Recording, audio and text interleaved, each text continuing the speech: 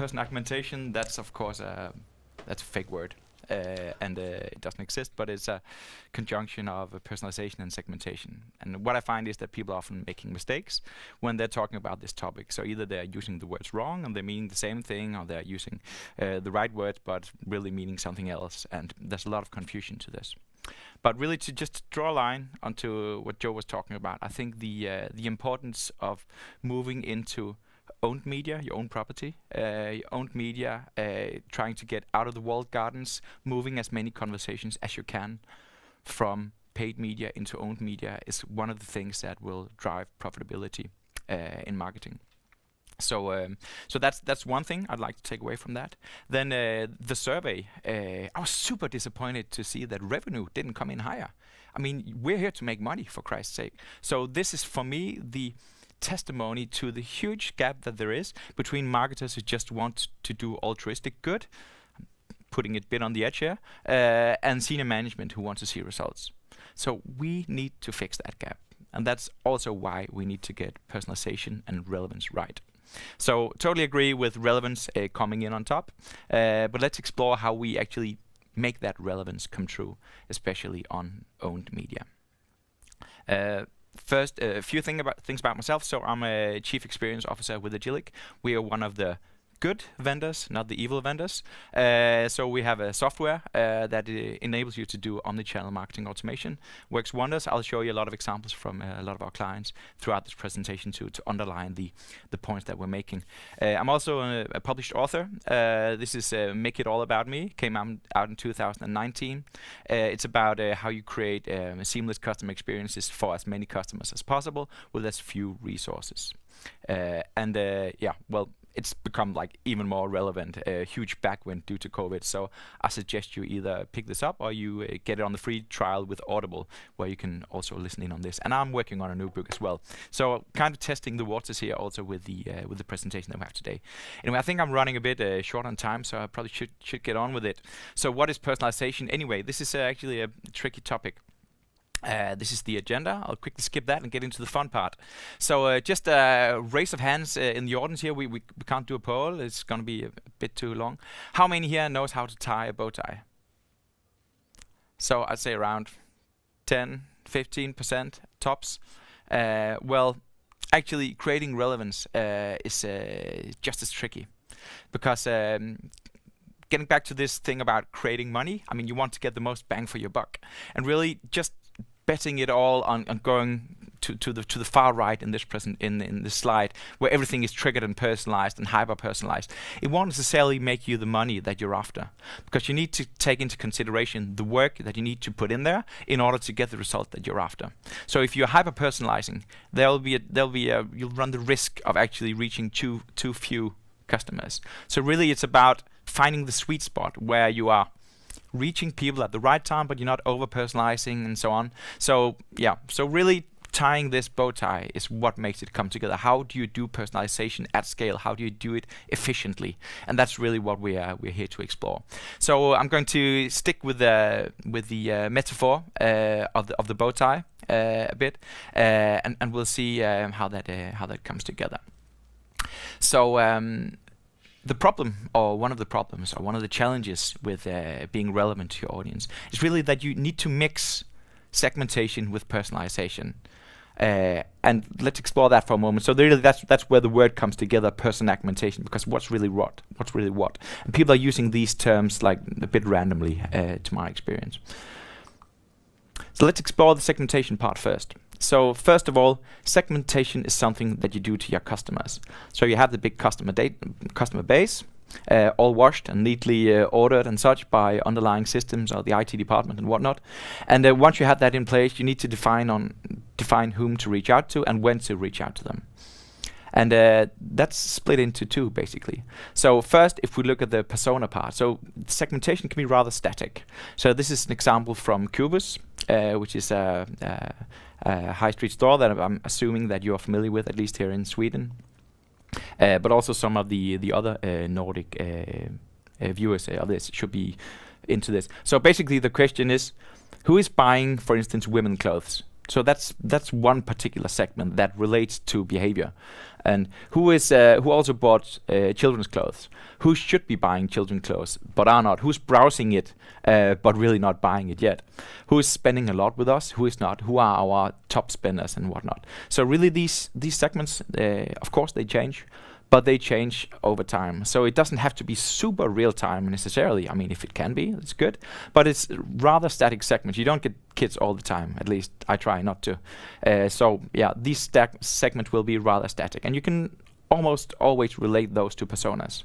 And so how many personas would you like? How many different segments can you actually cater for in your communication and in your segmentation, in your omnichannel marketing automation, basically?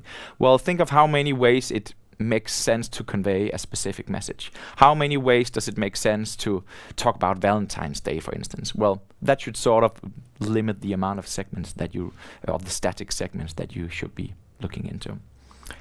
On the other hand, segmentation can be really dynamic. So here adopting a moment of truth perspective. So at any given time, where is a specific customer in his or her customer life cycle? Really tapping into these moments of truth. Are they browsing your website? Have you just gotten their permission? Have they left something in the basket? Who just abandoned the shopping cart? Who has a voucher that is about to expire? Looking in to the customer journey here and seeing how can we find out who is most likely. Remember, this is not exact science. Who is most likely, given the fact that we have all these data at our disposal, who is most likely right now in a specific moment of truth where we, with the right communication, can help him or her move forward to this, to get to their goals and what they're after, which just happens to coincide with what we're after, namely getting the purchase or getting the loyalty or getting the revenue that is the whole reason for why we're into this. So really, this is segmentation. How do you find out how to segment your customer database, either static or dynamically? Let's move on to personalization, because personalization, as opposed to segmentation, personalization is something that you do to your content. Let's explore what that means. So basically, when you look into this, you'll be looking into propositions, something that you'd like the customer to do. And this needs to, you can also call it call to actions or next best action or whatever, something that you'd like the customer to do. What does that mean? So let's explore an example here. First of all, the propositions need to match the segments. So if you have a specific persona, so this is an example from Röda Korset, Red Cross, Sweden, also a client of ours, and how they are looking into what people are donating for.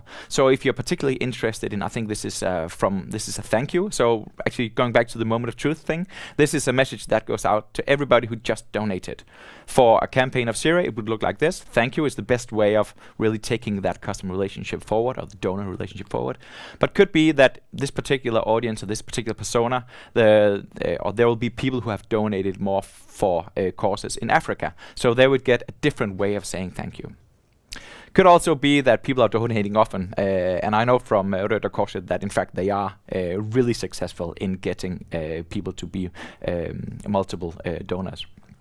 So remember that if you have to say the same things a lot of times, and at least that's the way I have it with my kids, sometimes I need to say things quite many times in order to get my way.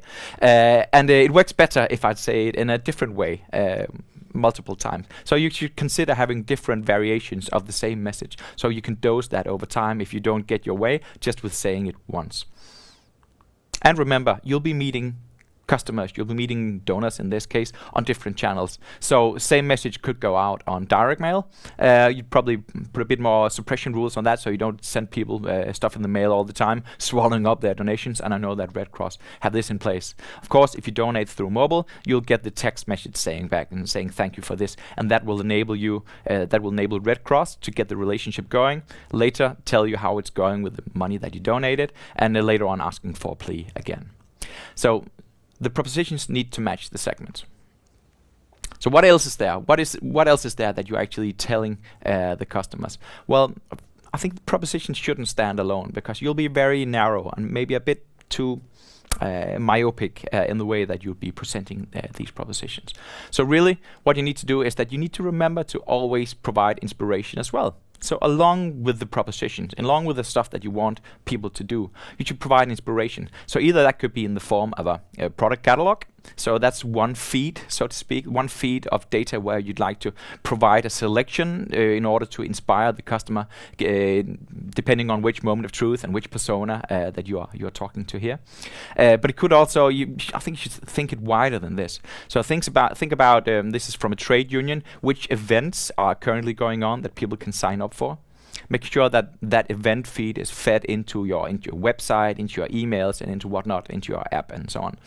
It could be like articles, could be how-to articles, just be news articles. Making sure that feed is also put into your emails and your other channels in order to get that inspiration, making people look into stuff that they didn't necessarily consider looking into themselves. So that can fit together with the proposition, the persona, and the moment of truth that the customers are in. And last but not least, of course, the product feeds, that goes without saying. So this is from a kitchenware vendor in Denmark called Kop & Kanne. And then they're doing it tremendously in the way that they're personalizing the customer experience to drive relevance and revenue. So how does this then come together? Well, putting it all together, it could look like this. So I'm coming up with an example here, and I would say that sadly there aren't that many companies out there who get it all right and get it all right all the time, and that I think that's fair. I mean, this is not in terms of like allowing people to fail. You can't get it all right. But I was thinking of an example that would really sort of tie this bow tie together for the audience and for the understanding of how segmentation and personalization fits together. And I came up with this example from the fitness industry, and I do believe actually that some of our clients in the fitness industry that you see here in the bottom of the screen, they're already doing at least parts of this. But just to put together like the perfect example of this. So say that you have a real couch potato. So someone who he or she is signed up for the gym, but she doesn't go there that often anymore. So maybe there was a 2-week break, and we have data science telling us that it's a danger sign, and she may not be ever going to the gym again. And we really want her to. So we have a couch potato. It's a moment of truth. People should be working out more, and now they're doing it less. So we have all the couch potatoes today, right? So this is a moment of truth. And some of them will be young people just wanting to get bigger guns and look good naked. Other will be senior citizens who want to be able to pick up their grandchildren from daycare and so on. So given that we have this elderly woman persona, she doesn't want the big guns. She's more into sort of the health benefits of working out, and she wants to be able to exactly pick her kids up from daycare or whatever. So she would get so that the flavor, the tone of voice, the actual wording of the message of her getting back to the gym would be something in terms of stay healthy, pick up your grandchildren with images of, I don't know, kids and whatever. And how would you then provide inspiration for her? Well, given the different classes that would be available in the local gym, you'd put a selection in there that would fit her persona. So in this way, you would drive extra relevance through the reactivation messages that a fitness chain or a health club operator would get in front of the eyes of their audience. So really putting it all together. So what could possibly go wrong, you say? So, I mean, okay, it may be hard to tie a bow tie, and we're 15% in here who can actually get it done. But the bow tie metaphor sounds easy. What could possibly go wrong? Well, in fact, a lot of stuff can go wrong. So, for instance, if IT insists on doing all the segmentation, well, what happens then? So, IT is owning this big thing here. I mean, they're owning the raw data collection, some of it at least, from like core systems, ERP systems, and whatnot, business logic and transformations, and maybe even AI if they're really into this. Do you think that they have an understanding for personas and moments of truth and different ways of reactivating people? And no, of course they don't. So if IT insists on doing all the segmentation, probably end up like this. So you'll just be getting the business logic and the transformation, the AI directly into a lot of segments.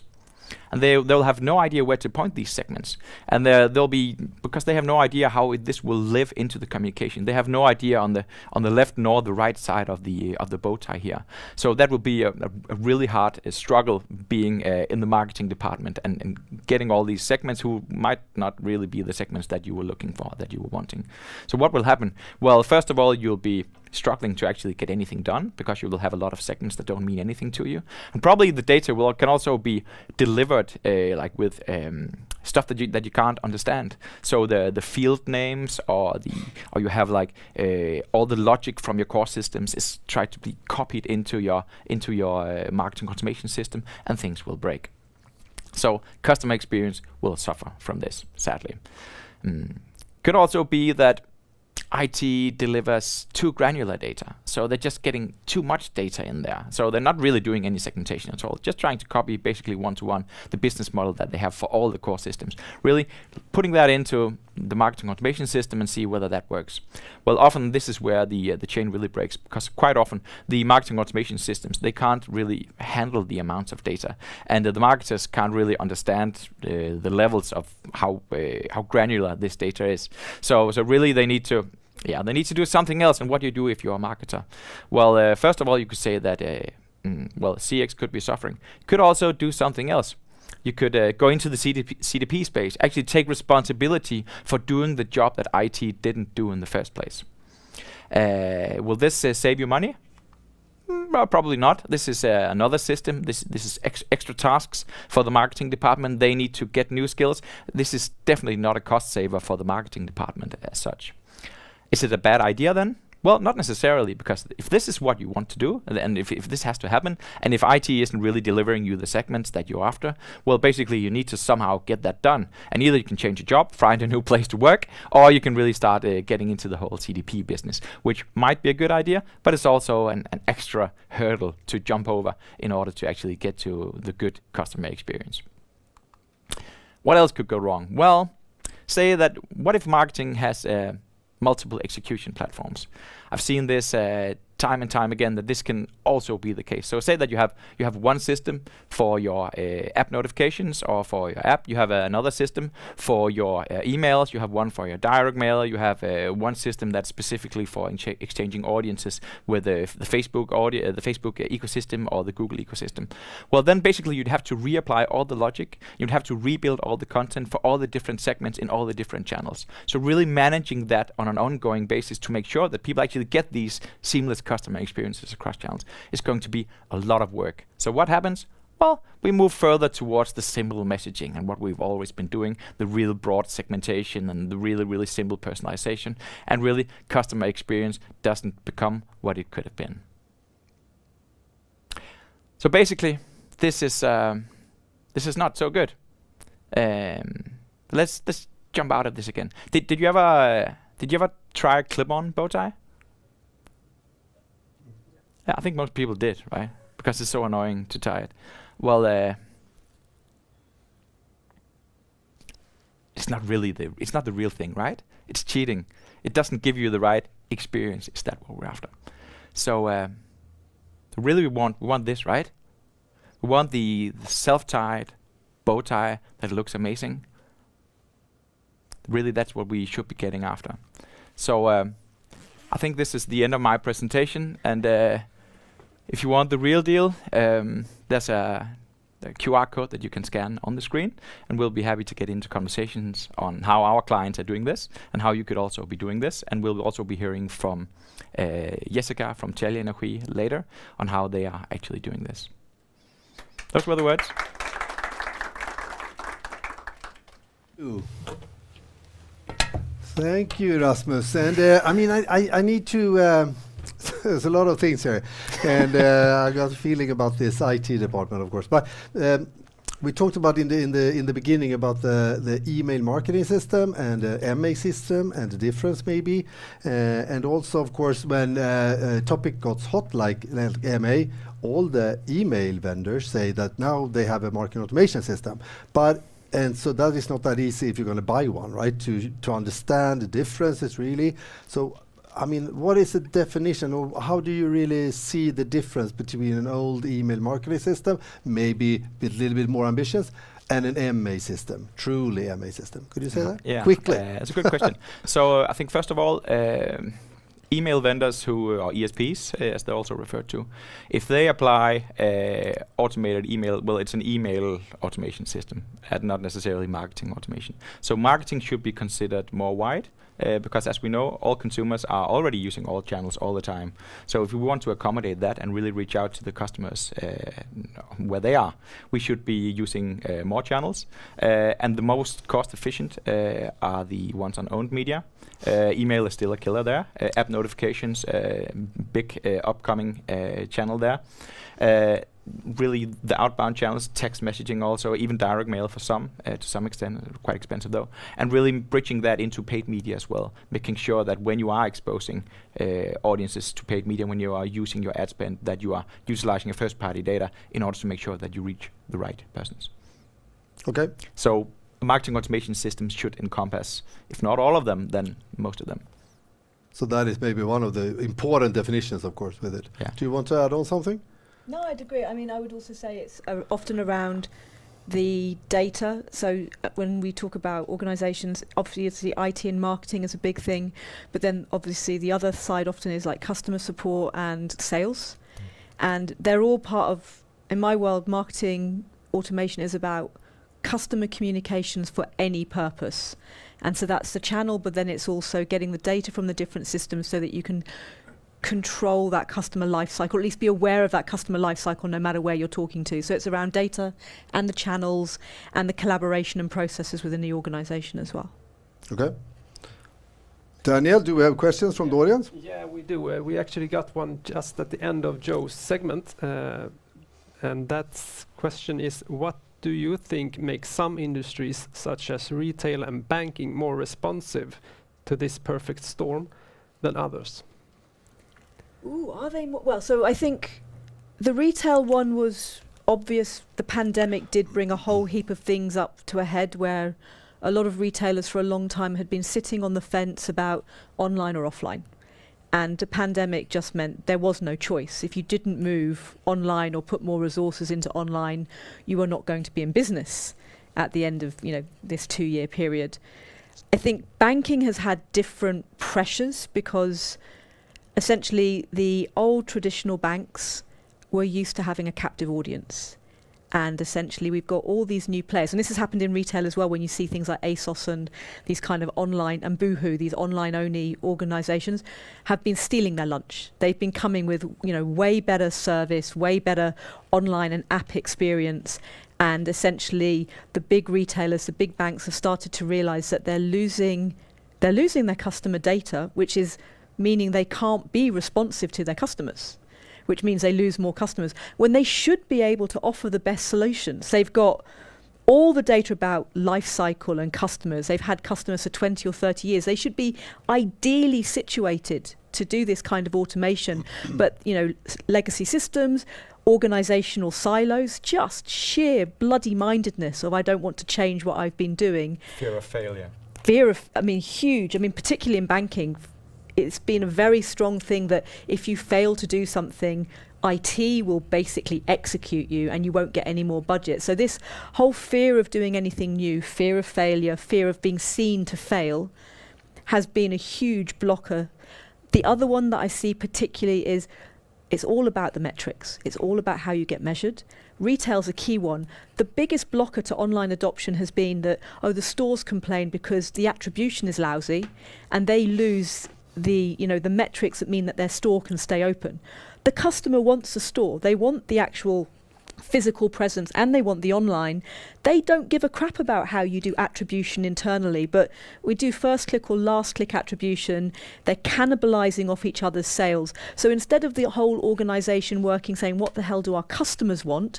They're fighting each other because they're trying to maintain their budgets, their empire, their relevance. They're fighting like cats in a sack rather than trying to make the customer experience as good as it can be. Good. Do you want to add something there, or? I think there's a huge difference between industries. So, the ones that I find embracing the omnichannel marketing automation in the best way, it may not be like a particular industry, but I think it's a particular business model. So the ones who have more of a subscription-based business model as opposed to a transactional-based business model tend to more easily think in terms of customer life cycles and customer journeys and moments of truth and churn prevention and such. So they'd be more inclined to be also going back to the thing about metrics. So they'll be more inclined to be measuring on customer metrics as opposed to channel-based metrics, which is really one of the things that I mean, if all the customers are omni-channel and you want to make sure that you have success, you should be measuring on something omni-channel as well, namely the customers. So customer metrics as opposed to channel metrics.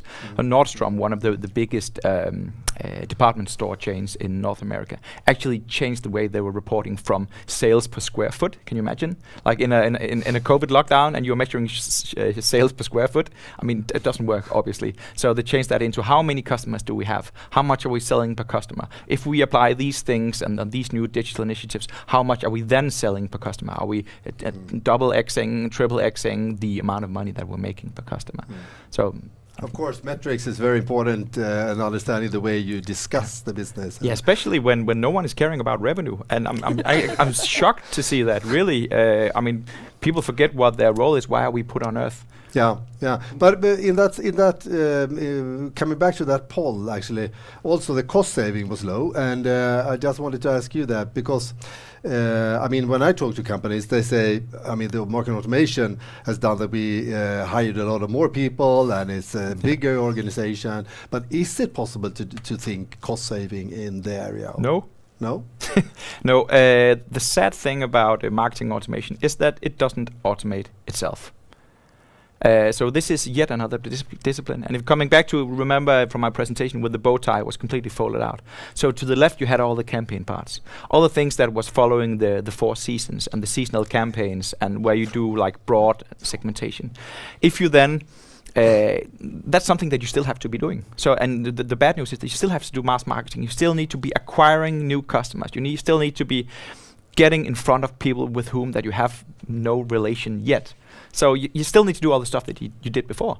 But then you couple that with the extra life cycle based marketing, which is really marketing automation. That's all the automated stuff. Some refer to the campaigns as automation as well. But really the automation is what goes on with the customer life cycle. When you are able to reach these customers in the specific moment of truth with greater success, this is where you get the most profit. And this is automated. This will incrementally increase the amount of money that you'll be making from your marketing automation system. And I think you said need to do both. That's the issue. And I think that is, I mean, that when you say that, it's very important, I believe, to do that, actually, really do both. Not only the personalization, because then it's maybe narrow and narrow and narrow. And exactly. You have a question, Daniel? Yeah, just one last here. For you both, I guess. How would you guys describe the term hyper-personalization? Is there a way to do that? Yeah, I think so the clients that we have that are doing this best, I think they're actually getting pretty close. Hyper-personalization is dangerous because it can also get you fired, because you can end up narrow casting too much and you'll be reaching too few people. You might have conversion rates of 10x or whatever, but you'll be reaching so few people that people will, like the CEO will be pointing at your results and laugh. So that's not where you want to go. So basically you want to get system support and make it right and do it more efficiently. And I believe that especially in the Nordics, where we have fairly small customer databases, like the system support and the ones who are really doing it well here, they are doing it extremely efficiently. Taking that into the broader markets and the bigger customer databases is probably as close as you can get to hyper-personalization as you want. But don't be too altruistic about it. This is not about becoming friends with the customer. Yeah, if it makes money, that's fine. But really, it's about driving the revenue and sales through relevance, but don't overinvest. I would definitely, I mean, I see that as the vendor. When I hear someone talk about hyper-personalization, they're normally looking for magic. And a lot of the time there isn't I mean, think of it, when you have a conversation normally, it's not really to a complete purpose.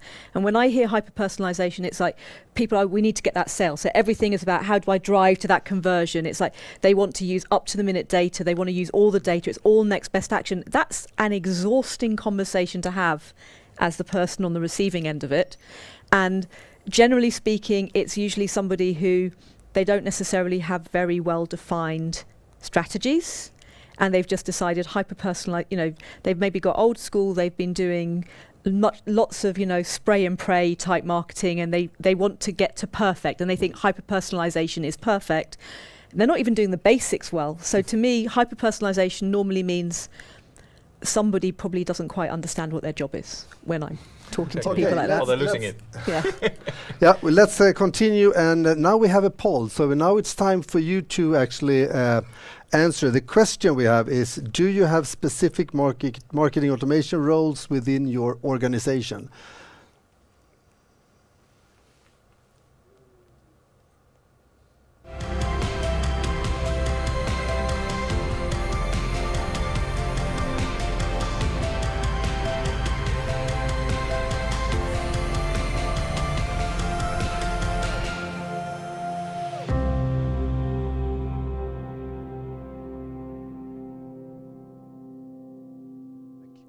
Let's see. We have first the last year's result. We will see that soon in the recording. Yeah, here. So the result from last year is, do you have dedicated marketing automation roles within your organization? 34% say yes, we have that. And 36% say yes, but only one person. And then some say no. And 39% say, 29% say no, we don't have any at the moment anyway. So, and let's see what we have as a result from this year then. I tell you here in the studio, and you two, you don't see that. Let's see, there it is. You're keeping secrets for us. Absolutely. So yes, we have several employees dedicated to marketing automation, is 36%. It's getting there more and more, maybe as a department, more than one person. I also think that is important, but because if one person leave, then maybe you stop doing this MA. Yes, but only one person says 31%. And no, but we are looking to hire people with marketing automation competence is 8%. And no, we don't have anyone, and not planned 25%. I think you'll have great success with the education that you are proposing. It's needed. Building. It's totally needed, yeah. That's what's preventing our clients from really succeeding. I mean, they simply don't have the skills, and they don't have the resources either. So really putting that together. And we see actually interesting, because we have this open course, but the certification training, but more and more companies coming and say, could we do that at home in our office for several people? And I believe actually that is the really good value when you do it and share a platform, share names and nomenclatures and definitions and so on. You agree? Totally. Yes. But so we have for this specific matter, actually we have for all our clients, we put together quite thorough and extensive e-learning programs. So that will take you to a certain level, and then of course from then on you need to apply it to your own business. It doesn't come by itself, and many like seasoned marketers have only been used to ever doing the seasonal campaigns. So they're like in a campaign mindset, really getting them away from that into talking about automation and customer lifecycle can be kind of a mind-boggling thing for them. Mm-hmm. So yeah, they need to be brainwashed lightly. And if you think about having a department, what kind of roles and competencies do you need then? Well, I mean, I think often I'm seeing more and more emphasis on cross-functional teams. So that's partly, so you need someone who's at least data literate, not necessarily data scientists, but they need to be data literate. When we start talking about segmentation and personas, at least with my customers, I'm seeing a move away from personas, but that kind of idea of who we're trying to target, a content specialist. You do need someone who's technical, preferably somebody who can talk to the IT department, because there's a lot that gets lost in translation there. But then also to the revenue point, I would normally expect there to be some kind of way to report up to get the business goals be handed down and to do the feedback loops. I think in your bow tie, that's like one of the biggest things I see, particularly when the IT department is too strong. You lose all the feedback loops and that's the enemy of automation. How can you automate anything when you don't know what you've done, so you can measure what you've done, so you can automate it for the future? So we're creating discontinuity. So I think understanding that there is a flow going on is a kind of cross organizational skill, and it's the one that's probably the education is needed, because people have become very used to working in their silos. But the skills from a techie point of view, maybe the data stuff is becoming more prominent, but it's not that different. I think it's more this understanding of where you fit into an entire process, and an awareness that if I'm an email marketer, it's not good enough that I say I'm not responsible for the web. and the web can't tell you I'm not responsible for anything. It's more of an understanding that the whole organization has to work together. We're seeing different glass ceilings that you have to break through in order to really excel with this. One of them is on the decisioning part, and really making sure that you are not only looking into seasonal campaigns, but you're in fact also applying the automation, and even to a point where you're using algorithms or self-learning, self-optimizing AI. So that's of course one spectrum of. The other one is how you handle your content. And really this needs to be addressed not in a per channel way, but really the orchestration of content needs to be on an omnichannel level as well. So your messages, your offers, your proposition needs to be managed centrally, or you can't scale across channels. You'll be running around in the hamster wheel, constantly updating and fixing things in order to make sure that everything is aligned. And you won't get the feedback loop either. So people will feel disconnected. They'll just getting the same message over and over again, even though they already bought the sweater or whatever. Yeah, we call it content velocity, and it's a hugely difficult problem to solve in most organizations, but it's absolutely key, particularly if you want to go towards hyper-personalization. That's normally the limiting factor. How do you generate enough content to feed a hyper-personalization machine? And it takes an entire army to do that, or really good systems and AI. It's the core of the bow tie. Yeah. Okay, it's soon break, but before we have the break, we will do the last poll for now, and that is if you remember the 7 key trends that Joe talked about. We have them here. We support you, of course, in remember them. So answer your which one is the biggest challenge is the question. Which one you believe is the biggest challenge?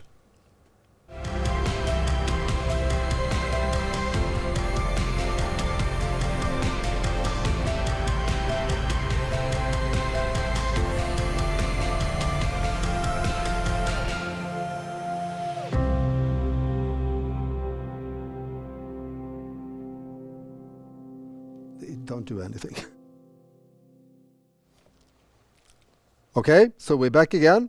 Let's see the result, Daniel. I will check then. Do I see things here now? Okay, so and you see it there. It's only the studio people. I will tell you. The highest score with 27% is employees experience and organizational change. I mean, what we answer is actually you believe the biggest challenge of the 7 trends. Employees experience and organization. Oh, it's always that, isn't it? And second best is skills demand is changing. Okay, that's interesting. You go our training courses, of course. Change is accelerating, yeah, and the customer demands are increasing. I think that is a big thing. So, what is your comments? I mean, I would agree. When I go into organizations at the moment, and it's a technical conversation, but I'm having to have that conversation of if you can't make organizational changes, there's no point in doing this techie thing. I just wrote a recommendation for a customer on that like 2 weeks ago with like big fat red flags of yes, you could do this and yes, you could do this. But if you don't make this and this change, you're going to fail because you're going to, the team that you've currently got being successful despite the deficiencies of your organization is not going to be able to make up these deficiencies in the new world they want to move towards. So I think, yes, it's always been a problem about organizational change, but I'm seeing a lot of people who've been talking about it for a long time, but they have not been living the change. It's like, well, we can kind of put lipstick on the pig, but we don't really change anything fundamental. And now that's really, really starting to hit people very hard. If you can't make those organizational changes, then stop talking a big story. It's not going to work. Marketing automation is changing. The silos have to break down. Yep. If that doesn't happen at an organizational level, there's no people, there's no technology in the world that's going to bring that up. Last comment. I'm not surprised with the results, really. So I think this relates back to actually where you started, Mats, talking about whether people have a marketing automation system in place already. And technology is ready. So it's up to us to utilize it. And that demands for change in our skill sets, in our mindsets, and ultimately in the customer experience. Good. Last comment. Back to me. Could we? Thanks. And now it's time for break. We meet again at 10 o'clock. And don't forget, our life is to fix revenue for the companies, right? See you soon again. Don't miss Teleenergy and data management that we're going to talk about after break. See you soon again. Thank you.